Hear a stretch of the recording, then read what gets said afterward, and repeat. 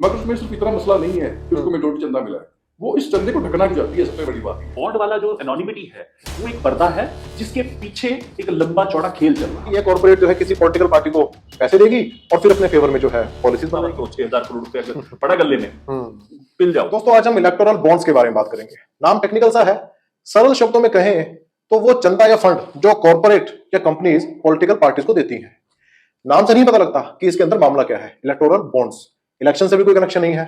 आज हम इसी बारे में चर्चा करेंगे, डिस्कशन करेंगे कि इलेक्टोरल बॉन्ड्स क्या है, इनके अंदर का मामला क्या है, हाल ही में सुप्रीम कोर्ट ने इनको अनकॉन्स्टिट्यूशनल डिक्लेयर किया है, क्यों किया है, और कैसे इनके आने के बाद देश की एक सिंगल पॉलिटिकल पार्टी ने इनका सबसे ज्यादा यूज या मिसयूज किया। बातचीत को आगे बढ़ाएं उससे पहले जरा एक ग्राफ देख लेते हैं। ग्राफ के हिसाब से अब तक जब से इलेक्टोरल बॉन्ड की जो स्कीम शुरू हुई है 16,000 करोड़ के बॉन्ड्स इशू हुए हैं और इसमें से सबसे बड़ा शेयर बीजेपी का करीब 55% यानी कि 6,560 करोड़। उसके बाद नंबर आता है कांग्रेस और कांग्रेस के बराबर ही तृणमूल कांग्रेस जिनका करीब 9 से 10% के आसपास शेयर रहा है। कुछ ऐसी पार्टीज भी हैं जिनका शेयर इसमें जीरो रहा है।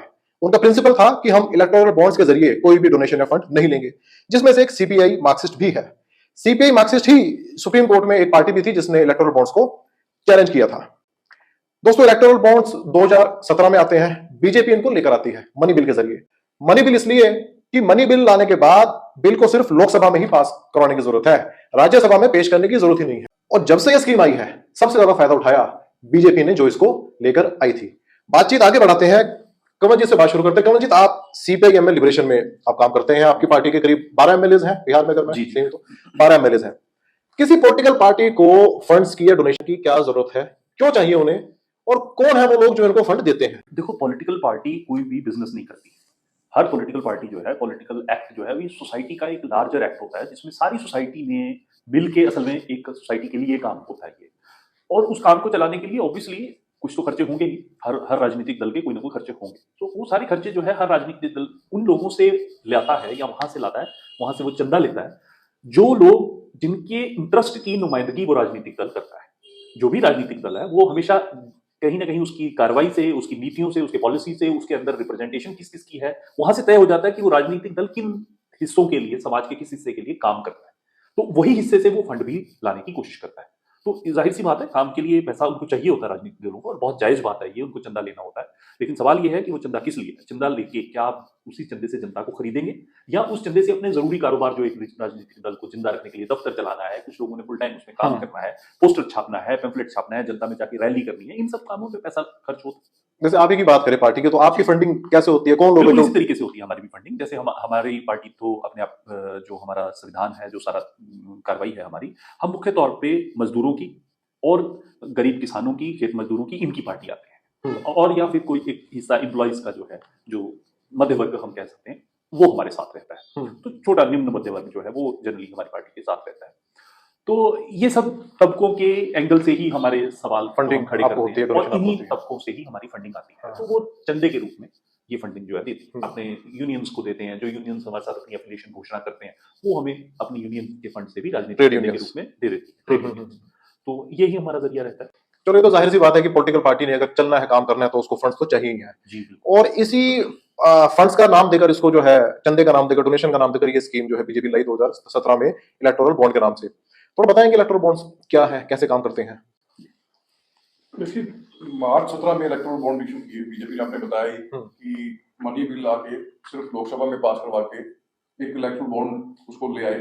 और उसके लिए सिर्फ मनी बिल का मसला ही नहीं, तो 3 लॉज में चेंजेस भी किए उन्होंने। इनकम टैक्स के लॉ में, कंपनी लॉ में, उसमें भी चेंजेस किए। उसमें सबसे बड़े चेंजेस क्या है, क्योंकि ये जो इलेक्शन बॉन्ड है, क्योंकि ये एसबीआई ही इशू करता है, स्टेट बैंक ऑफ इंडिया, और इसमें करोड़ों रुपए दे सकते हैं आप, कोई व्यक्ति करोड़ों रुपए दे सकता है। कंपनी एक्ट में चेंज किया गया कि आप अपने प्रॉफिट का, पहले मेंशन था कंपनी एक्ट के अंदर कि 7.5% से ज्यादा कोई भी कंपनी अपने प्रॉफिट का किसी को चंदा नहीं दे सकती। उसमें 7.5% को डिलीट करके उसको अनलिमिटेड किया गया, यानी कि कोई भी कंपनी अपने प्रॉफिट का 100% भी किसी पार्टी को दे सकती है। सारा 100%। ठीक। और गजब की बात है, जो कंपनी लॉस में चल रही है वो भी दे सकती है। अब कोई कंपनी लॉस में अगर चल रही है तो वो किसी पार्टी को चंदा क्यों देगी, ये सवाल है, जो पहले से लॉस में चल रही है। और जो कोई पार्टी अगर अपने मान लो प्रॉफिट का 50% दे देती चंदा किसी पार्टी को, तो वो उसको अपने शेयर होल्डर से इसकी परमिशन लेने की भी जरूरत नहीं है। यानी कंपनी के डायरेक्टर्स किसी एक खास पार्टी के लिए बिना शेयर होल्डर की परमिशन के सारा का सारा प्रॉफिट उधर डाइवर्ट भी कर सकते हैं। हम्म। तो ये जो 17 में इंट्रोड्यूस किया गया उसके बाद आप देखते हैं कि हजारों करोड़ रुपए का डायरेक्ट, अब इसके एविडेंस तो है ही है, कितना कितना आपने बताया कि लगभग 16,000 करोड़ का इलेक्शन बॉन्ड रिलीज हुए हैं सबसे बड़ी पार्टी टोटल यूज हुआ है कि बीजेपी जिसको 6500 समथिंग हाँ, करोड़ रुपए उनके हाँ, खाते में गए हैं। तो ऐसे ये जो बड़े बड़े कॉर्पोरेट्स ने ये काम कैसे करता है इलेक्टोरल बॉन्ड, चीज क्या है? चीज मतलब कि जैसे कोई कॉर्पोरेट बैंक में जाएगा, हाँ, मैंने को वो उनको एक बोलेगा कि मैंने 1 करोड़ रुपए के मेरे को इलेक्टोरल बॉन्ड चाहिए, वो एक उनको किस्म से कह दो वाउचर मिल जाएगा, ठीक है, वो वाउचर आगे पार्टी को चला जाएगा और वो पार्टी जब मर्जी चाहे उसको रिलीज करवा सकती है, अमाउंट उसको कैश करवा देगी। कैश करवा। तो अभी तक लगभग इतना अमाउंट बीजेपी लगभग कैश करवा चुकी है और बाकी पार्टियों ने उसको कैश। तो इसमें दिक्कत क्या है? जैसे भी कमलजीत ने बताया कि फंडिंग तो पार्टी की होती है, तो इस फंडिंग में क्या दिक्कत है? सबसे बड़ी दिक्कत तो ये है कि सोर्स आपका जो है वो अननोन रहेगा, किसने आपको फंड दिया लोगों को नहीं पता चलेगा। अब पार्टी को तो पता होता है कौन दे रहा है, जो दे रहा है तो बताएगा मैंने तुम्हें इतने दिए, हाँ। मगर देश की जनता को ये जानने का हक ही नहीं था कि कौन कितना फंड किस पार्टी को दे रहा है। तो इसलिए मान लो एक पर्टिकुलर कोई कॉर्पोरेट सेक्टर एक पार्टी को फंड दे रहा है और आप साथ साथ ये भी देख रहे हो, अगर उसका नाम सामने है कि उसी के सारे काम भी हो रहे हैं, तो लोग कोऑर्डिनेट कर लेंगे भाई ये पैसे दे रहे हैं इसलिए इसके काम हो रहे हैं, तो ये बेसिकली फंड नहीं है, करप्शन है, ये पता चल जाएगा। अब उसको इससे छुपाया गया है ताकि उसका नाम भी नहीं पता चलेगा, तो किसके काम हो रहे हैं, फंड कौन दे रहा है, ये तो जनता में जगह होगा नहीं। तो ये मेन पर्पज इसका रहा है। ये जो बात अभी कही ना आपने कि उसको फंड दिए जाएंगे, जो एक कॉर्पोरेट पार्टी को फंड देगा और फिर काम भी उसके हो रहे हैं, इसी को लेकर सुप्रीम कोर्ट ने एक वर्ड उसमें यूज किया है, जो आर्गुमेंट खास तौर से कपिल सिब्बल ने उसमें रेज की थी, क्विड प्रो को की। क्विड प्रो को मींस कि यार भाई मैंने आपको ये पैसा दे दिया, इसके बदले आप मेरे काम कर दो, एक तरह की रिश्वत है ये। तो क्या कुछ ऐसा है कि ये रिश्वत को लीगलाइज कर दिया है कि ये कॉर्पोरेट जो है किसी पॉलिटिकल पार्टी को पैसे देगी और फिर अपने फेवर में जो है पॉलिसीज बनवाएगी? बिल्कुल जाहिर सी बात है। जब आप एक दो बातें हैं इसमें, एक तो ये कि आपने उसको एनोनिमिटी जो है वो दे दी, दूसरा उससे लिमिट हटा दी, और तीसरा जो है उसको इनकम टैक्स में जो जिस तरह से पहले था अब ये कर दिया कि इसको टैक्सेबल कर दिया, लेकिन वहां भी उसको ये डिक्लेयर करने की जरूरत नहीं है कि मैंने दिया, मैंने पार्टी को दिया किसी को, लेकिन मैंने किस पार्टी को दिया ये वहां डिक्लेयर करने, उसका भी एनोनिमिटी उसको दे दी कि तुम इनकम टैक्स को नहीं बताओगे कि तुमने किसको दिया, और इधर से जिसने रिसीव किया उसके लिए भी एनोनिमस कर दिया। सो दोनों एंड से उसको एनोनिमस कर दिया। एक तरह से जो वो व्हाट्सएप बोलता है ना, जिसने रिसीव किया उसको तो पता है किसने दिया, मुझे उसको खुद को पता है, लेकिन उसको दिया ये बात जनता को नहीं पता, उनसे छुपी हुई है, उनसे छुपी हुई है। सो सारे मामले में इसमें गवर्नमेंट का और ज्यादा बड़ा गवर्नमेंट का कहना यह था कि ये प्राइवेसी का मामला है कि जो देना चाहता है वो अपनी आइडेंटिटी डिस्क्लोज नहीं करना चाहता। तो एक तरफ तो उस इंडिविजुअल कॉर्पोरेट की प्राइवेसी की बात है, और एक तरफ बात है पब्लिक इंटरेस्ट की कि पब्लिक एट लार्ज को पता होना चाहिए कि नहीं होना चाहिए। इसमें बैलेंस बनाने की कोर्ट ने कोशिश की और अल्टीमेटली इसमें पब्लिक इंटरेस्ट जो है वो हावी निकल के आया। देखिए अब तो हम कोर्ट की विजडम को डिस्कस कर रहे हैं बेसिकली, दोनों बातें हैं, कोर्ट की विजडम को भी डिस्कस कर रहे हैं, और हम उनमें से आते हैं जिन्होंने पहले ही इसको कहा कि ये तो आपने और बड़ा आयरन कर्टन जो है वो खड़ा कर दिया, अब जनता जो है उसको जान भी नहीं सकेगी, और दूसरा राज करने वाली पार्टी को फुल अथॉरिटी दे दी कि वो किसी को भी निचोड़ सकती है। तो उनके पास सारा डेटा, कम से कम सरकार के पास अपने जरिए से वो डेटा मौजूद है। ऐसा नहीं है कि उनको पता नहीं है, उनको पता है। अगर कांग्रेस को किसी ने फंड दिए, इलेक्टोरल बॉन्ड्स दिए हैं, वो भी ऐसा नहीं है ट्रेसेबल नहीं होंगे, ट्रेसेबल गवर्नमेंट को पता लगा, लेकिन क्योंकि एसबीआई के जरिए इशू है, करना मुश्किल नहीं है। तो उनके नंबर, अच्छा डाटा की बात अगर करें हम, तो जजमेंट में एक डाटा आया है कि जो 90% इशू हुए हैं जो इलेक्टोरल बॉन्ड्स, उसमें से जो इलेक्टोरल बॉन्ड्स इशू हुए हैं उसमें से 90% जो है वो 1 करोड़ वाले डिनोमिनेशन के हैं। मतलब इसमें आप 1000, 10,000, 1 लाख, 1 करोड़ तक की डिनोमिनेशन के बॉन्ड्स इशू करवा सकते हो। 90% जो बॉन्ड्स हैं वो 1 करोड़ या उससे ऊपर वाले इशू हुए हैं। इट मींस कि किसी इंडिविजुअल पर्सन ने तो वो बॉन्ड्स नहीं लिए, वो कॉर्पोरेट और कंपनीज नहीं लिए हैं। अब कॉर्पोरेट तो वोट डालते नहीं है, इतना तो हो सकता है कि कॉर्पोरेट के जो एमडीज हैं, जो ऑनर्स है, वो वोटिंग करते हैं, उनकी गिनती कितनी है, नेग्लिजिबल है। अगर मतलब ये तो नहीं कि वोटिंग से कुछ तय हो जाएगा सरकार का बनना या ना बनना, लेकिन फिर भी कॉर्पोरेट की फंडिंग, सबसे ज्यादा फंडिंग जो है इसकी वो कॉर्पोरेट्स की ही गई है पॉलिटिकल पार्टी को, और सबसे ज्यादा गई है बीजेपी को। तो क्या कारण है कि कॉर्पोरेट्स की फंडिंग इतने बड़े लेवल पे पॉलिटिकल पार्टी को जाने का रीजन क्या है? ये देखो मुझे ऐसा लगता है कि जिस बात को आप कह रहे हैं लीगलाइज कर दिया गया है करप्शन, और भी कुछ चीजें इसमें लीगलाइज कर दी गई हैं। जैसे अगर हम ये कहना चाहें कि मैं थोड़ा बीच में टोकूं आपको, लीगलाइज कर दी गई थी, अब तो ये उसको इलीगल, अब तो मर गया है। जब ये लीगलाइज करी गई, उसमें जो हमें इंटेंशन दिखती है, जो सबसे ज्यादा जनता के लिए प्रॉब्लमेटिक बात होनी चाहिए, ये सवाल नहीं है कि कॉर्पोरेट कहें कि फला सरकार या फला पार्टी हमारे हित के लिए काम करे, इस पे कोई रोक नहीं है, इस पे कोई दिक्कत नहीं है। हमें हर बॉडी कह सकती है। हमें तो लगता है किसानों को भी लॉबी करनी चाहिए, मजदूरों को भी लॉबी करनी चाहिए कि हम अपनी पार्टी बना के उसके जरिए अपने पसंद की नीति बनाएंगे या अपने फेवर में, और लार्जर पब्लिक को ऐसा करना चाहिए। यही इलेक्टोरल डेमोक्रेसी होती है। लेकिन दिक्कत इसमें दूसरी है, जो बात आप उठा रहे हैं कि कॉर्पोरेट जो है वो बड़े पैसा दे सकता है जबकि उसकी वोटिंग स्ट्रेंथ कम है, इसका मतलब वो पैसे दे किस लिए रहा है? वो लॉबी के लिए नहीं दे रहा है, वो सरकार को खरीदारी के लिए दे रहा है। ये पैसा इस वॉल्यूम में जब आएगा तो वो लॉबिंग नहीं है। लॉबिंग एक डिफरेंट चीज होती है। ऐसा भी होता है, लॉबीज होती हैं जो अपने हित के लिए लॉबिंग करती हैं और वो उसको एडवोकेसी बोलते हैं, एडवोकेसी करते हैं, वो अपने हित को लार्जर हित के साथ जोड़ के दिखा देते हैं, वो सब चलता है। लेकिन जब इतना बड़ा पैसा देके लॉबिंग की जा रही हो तो उसका साफ साफ मतलब ये है कि हमने दे दिया आपको 2 करोड़ रुपया, अब आपकी जिम्मेदारी है इस 2 करोड़ रुपए से कितने वोटर आप खरीद सकते हैं। सो लीगलाइज जिस बात को किया जा रहा है वो है वोटर की, जनता की पैसे में कीमत लगाने को इस बॉन्ड के जरिए उसको लीगलाइज कर दिया गया था। ठीक, ठीक, ठीक। और ये करने के लिए कॉर्पोरेट को भी सेफ रखा गया और रिसीवर एंड को भी सेफ रखा गया। ये जो इनकी पूरी सेफ्टी का पूरा नेटवर्क था वो मुझे लगता है कि देर आए दुरुस्त आए। जो वोट खरीदने वाली एक बात मुझे कह देनी चाहिए, अब अभी भी हमें इसके ऊपर मेरे को जो सबसे ज्यादा पसंदीदा टिप्पणियां जो पिछले दिनों में वो मेरे को ठकुरता की टिप्पणी सबसे ज्यादा ठीक लगी। उन्होंने कहा टू लिटिल टू लेट। इस डिसीजन के बारे में अभी भी ये कहना तो जरूरी है क्योंकि ये इतना लेट है कि ऑलरेडी लेवल प्लेइंग फील्ड नहीं बचा है। जो कपिल सिब्बल भी अपनी इंटरव्यू में कह चुके हैं कि लेवल प्लेइंग फील्ड ऑलरेडी नहीं है। अब तो ये भविष्य की किसी मतलब संसार के लिए बात हो रही है। अभी इमीडिएट तो सिचुएशन जो है वो बिल्कुल डिफरेंट है। अभी तो सारे का सारा पैसा बीजेपी ऑलरेडी ले चुकी है। कॉर्पोरेट्स ने अपनी वोट डाल दी, कॉर्पोरेट की वोट पैसा है, कॉर्पोरेट ने अपनी वोट डाल दी, अब वो इससे जनता की वोट खरीद ले। ये माहौल जो है ये ऑलरेडी बना चुके हैं। जो वोट खरीदने वाली बात आपने कही है ना, इसकी ऑब्जर्वेशन सुप्रीम कोर्ट ने भी की। उन्होंने एक सेक्शन पूरा इस बारे में लिखा है, relation between money and votes. Court कह रही है कि चाहे मनी वोटिंग नहीं करती है, मनी वोट नहीं डालती है, लोग ही वोट डालते हैं, लेकिन मनी का इंपैक्ट क्या है वोटिंग पे, कि जो बड़ी पॉलिटिकल पार्टीज हैं वो वोट्स खरीदती भी हैं। वोट खरीदने की बात सुप्रीम कोर्ट ने कही है, बड़ी जाहिर सी बात है कि वोट खरीदती भी है। और जिस पार्टी के पास जितना ज्यादा पैसा होगा वो कंपेनिंग पे भी उतना ही पैसा लगाएगी। कंपेनिंग का इंपैक्ट भी अल्टीमेटली वोटर पे पड़ेगा। और पॉलिटिकल पार्टीज कुछ फंक्शंस भी करती है, कोई रिलीजियस प्रोग्राम कर दिया, कोई स्पोर्ट्स का ऑर्गेनाइज कर दिया, वहां पर कैश रिवार्ड दे दिया। और जब कोई पार्टी पैसे बांटती है उसका लॉन्ग टर्म इंपैक्ट भी एक वोटर के माइंड पे पड़ता है। तो जहां एक पार्टी के पास 600 करोड़ रुपया हो, वो तो 6000 करोड़ रुपया हो, वो तो ये सब काम बहुत आराम से करेगी।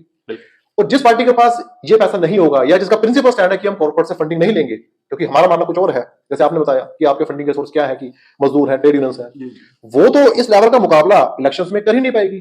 तो कहीं ना कहीं ऐसा तो नहीं है इलेक्शन जो है हम कहें कि अगर सिर्फ पैसे से ही खेला जा रहा है, तो जैसे आईपीएल में टीम्स खरीदी जाती हैं, कॉर्पोरेट्स टीम खरीदते हैं कि ये टीम मेरी है, अब ये जो है गेम लड़ेगी, और ऐसे ही यहाँ पर कॉर्पोरेट्स या पॉलिटिकल पार्टीज खरीद रहे हैं कि ये मेरी पार्टी है, अब ये जीतेगी। वो लोग यही चाहते हैं इलेक्टोरल डेमोक्रेसी जो है वो इस हद तक रिड्यूस कर दी जाए, वो आईपीएल के मैच की तरह हो जाए, जिसमें टीम्स जो हैं उसके प्लेयर्स की बोलियां, फिर टीमों की बोलियां, फिर टीमों के ऊपर इन्वेस्टमेंट, और फिर फाइनली वो खेलेंगे, उसमें एक रोमांच पूरा क्रिएट किया जाएगा जनता के लिए। और फिर जनता भी महसूस कर रही होगी, जिसने कोई किसी टीम पे कोई पैसा नहीं लगाया, वो भी महसूस कर रही है इस बात में एक रोमांच, उसको भी लग रहा है कि कौन जीतेगा, कौन बढ़िया खेल रहा है, किसने छक्का मार दिया, किसने चौका मार दिया। तो ये जो माहौल है ये यही बना देना, इसी पे रिड्यूस कर देना चाह रहे हैं इलेक्टोरल। हम जिस लॉबिंग की बात कर रहे हैं, जब एक मजदूर हमारे को 1 रुपया देता है, 2 रुपया चंदा देता है, एक पर्ची कटवाता है, वो महज सवाल ये नहीं है कि वो 2 रुपया हमारे को दे दिया, उस 2 रुपए से हम क्या पोस्टर छाप देंगे और क्या क्या उस तक पहुंचा देंगे, वो भी है, लेकिन वो केवल नहीं है। उसके अलावा उसका एक अपना राजनीतिकरण, उसकी एक राजनीतिक समझ क्रिएट होती है कि अब मैं एक राजनीतिक पार्टी को सपोर्ट कर रहा हूं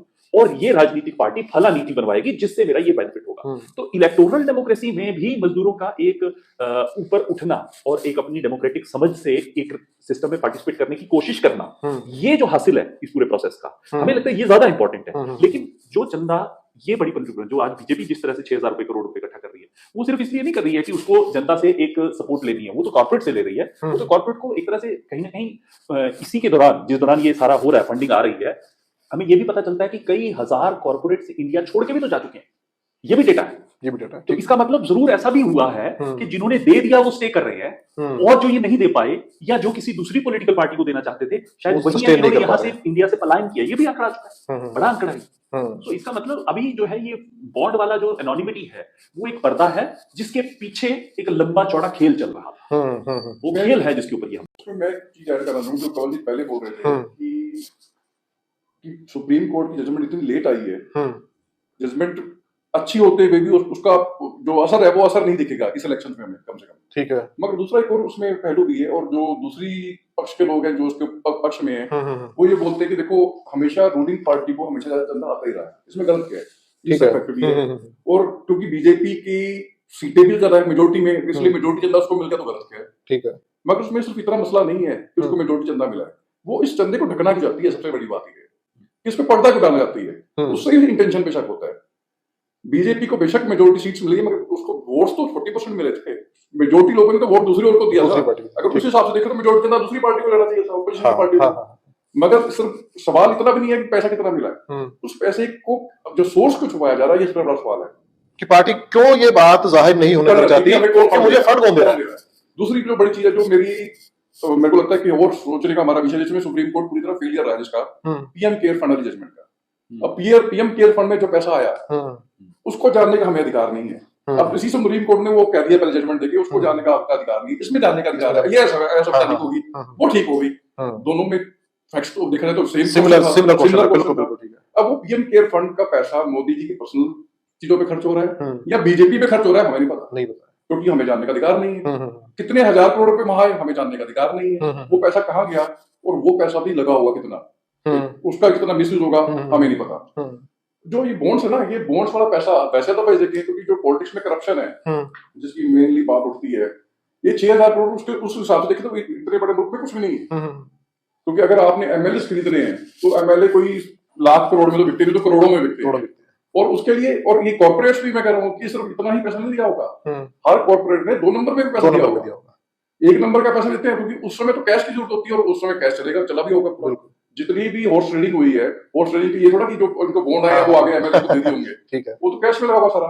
तो मेन है कि ये सोर्स अपने छुपाने का, एक तो छुपे हुए पहले ही, हमें पता नहीं, जो ब्लैक में 2 नंबर में दे रहे हैं, कैश दे रहे हैं, जो थोड़े लीगलाइज किए इन्होंने, उसको भी छुपा दिया आइडेंटिटी को। ये बड़ा सवाल था मेन। तो दूसरा, मैं तो उम्मीद करता हूँ सुप्रीम कोर्ट ने जो प्रिंसिपल यहाँ लागू किया है वो पीएम वो वहां होना ही चाहिए था। सुप्रीम कोर्ट में मामला गया, इसको मामले को लेके जाने वाले एक CPIM, communist party of India Marxist, और एक एसोसिएशन फॉर डेमोक्रेटिक रिफॉर्म्स, वो थे।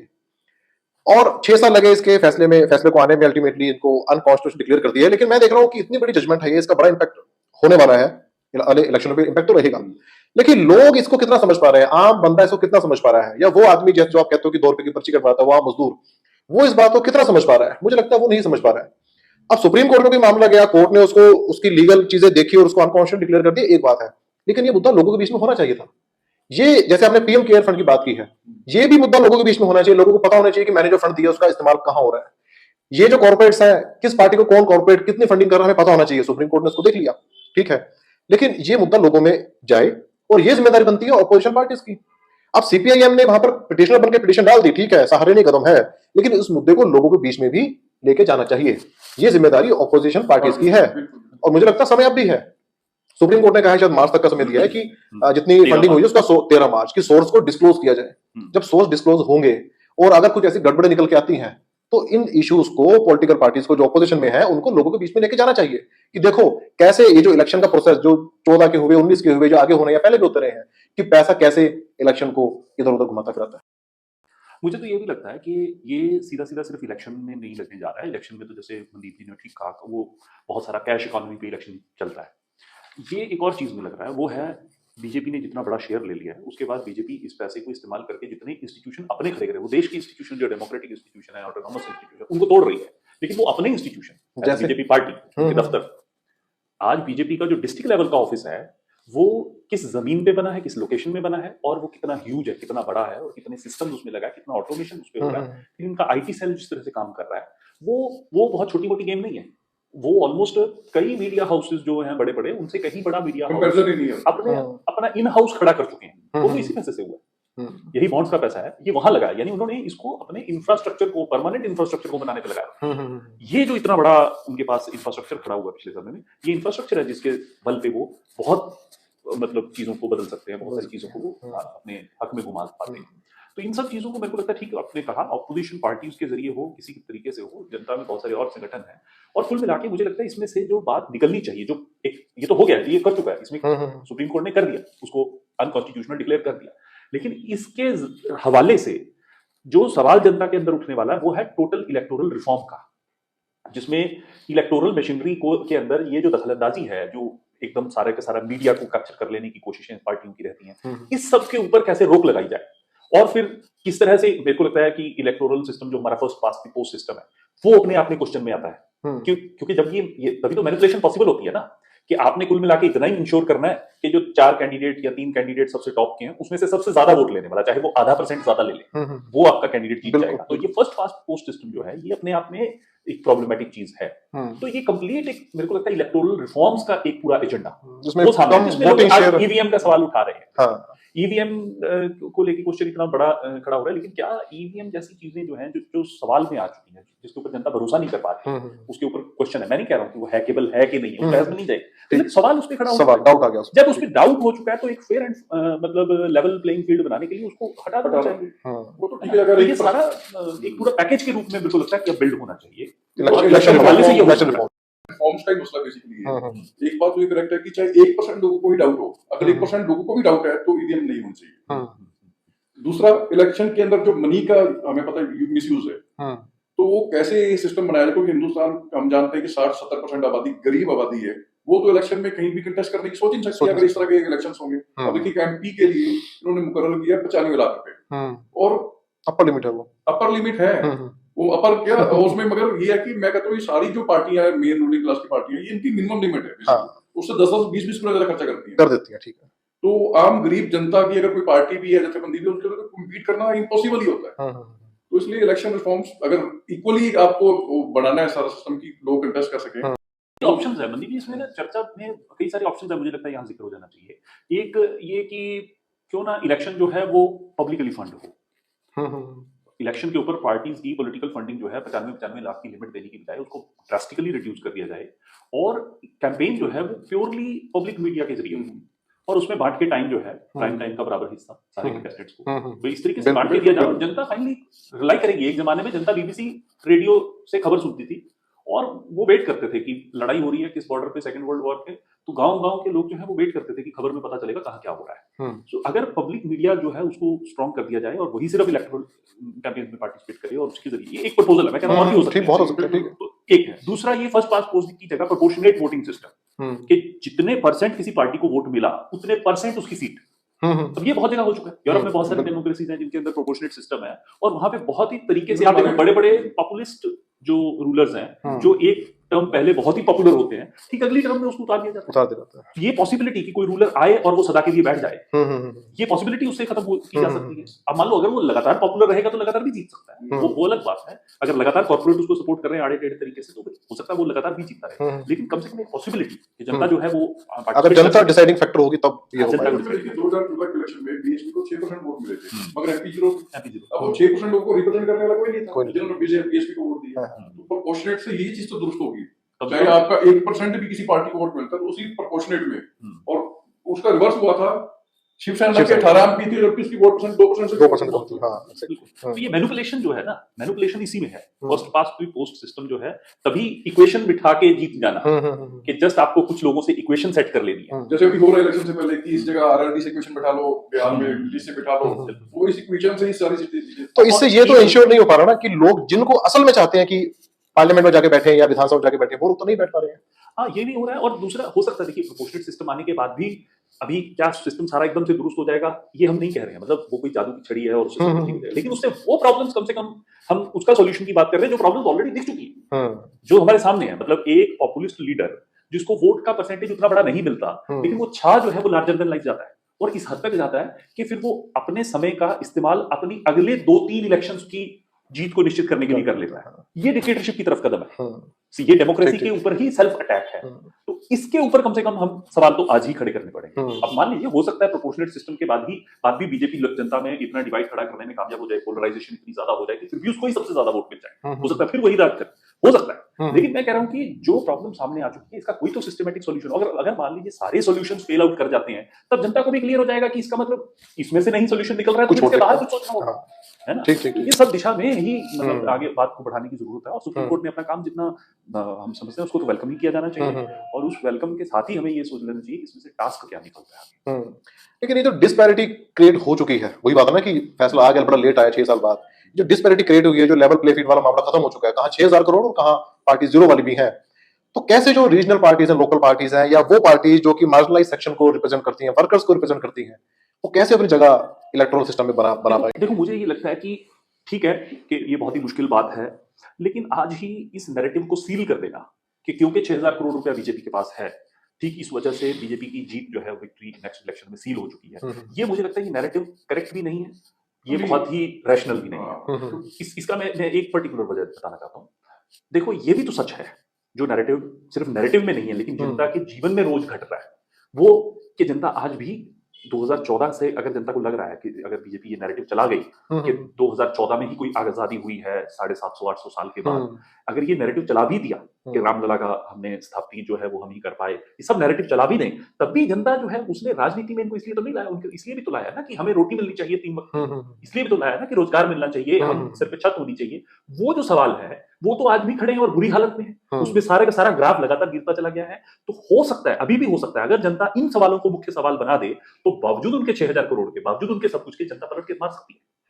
इसमें कोई कोई बड़ा आलूकारी बात नहीं है। हाँ, लेकिन ये सच है कि इलेक्शन को मोर एंड मोर साइकोलॉजिकल बनाया जा रहा है ताकि वो ये मटेरियल चीजों के ऊपर हो ही ना, तो साइकोलॉजिकल चीजों के ऊपर हो, और साइकोलॉजी को मीडिया से, पैसे से और इसी नैरेटिव से भी, ये जो डाटा जा रहा है ना 6,000 करोड़ रुपए बीजेपी के पास है, बीजेपी इस डेटा से परेशान नहीं है। बीजेपी इस डेटा को जनता को बताना चाहती है, अपने नीचे के वर्कर को कि चिंता मत करो, 6,000 करोड़ रुपए अगर पड़ा गले में, पिल जाओ, लग जाओ, ये भी नैरेटिव चला रही है। तो इसलिए मेरे को लगता है कि अगर जनता समझ जाए और ये चेंज मेकिंग के ऊपर उतर आए, तो फिर कांग्रेस के टाइम भी ये बात थी ना कि पता नहीं कितने कितने हजार लाख लाख करोड़ के घोटाले की, वो पैसा उनके पास भी था, उस पैसे के बावजूद जनता ने पलट के मारा। तो ये बड़ी बात नहीं है। बिहार में सीपीएम मेंबरशिप के 12 एमएलए हैं, ऑपोजिशन वाले ज्यादा पैसा खर्चा होगा फिर भी आ रहे हैं। हाँ। सिर्फ पैसा तय नहीं करता, पैसा बहुत बड़ा रोल प्ले करता है, नो डाउट, मगर पार्टी का ढांचा, संगठन और लोगों की कॉन्शियसनेस, लोग कितने जागरूक है वहां, तो ये सब चीजें भी तय करती है। अभी भी हुआ ये एमएलए खरीदने बेचने की जब बात आई तो लोगों ने हमारे एमएलए से पूछा बिहार में कि भाई आप नहीं गए इधर उधर, ये जो फ्लोर टेस्ट 12 तारीख को होना था, ठीक है, हमारे लोगों ने कहा यही है, कौन खरीद सकता है, खरीद के देखे तो यहाँ बैठे, नहीं जा रहे कहीं, विचारों को हमारी पार्टी ने तय किया है, ठीक है, तो ये भी किया जा सकता होता है। ठीक ठीक ठीक ठीक है, आज की बातचीत हम खत्म करते हैं और उम्मीद करते हैं कि कुछ रिफॉर्म्स, कुछ चेंजेस, कुछ बदलाव सिस्टम में, इलेक्टोरल सिस्टम में आए कि जिनको लोग असल में चाहते हैं कि जाके बैठे और हमारी नीतियां बनाए, वो लोग वहां तक पहुंचे। बिल्कुल, फिर मिलेंगे।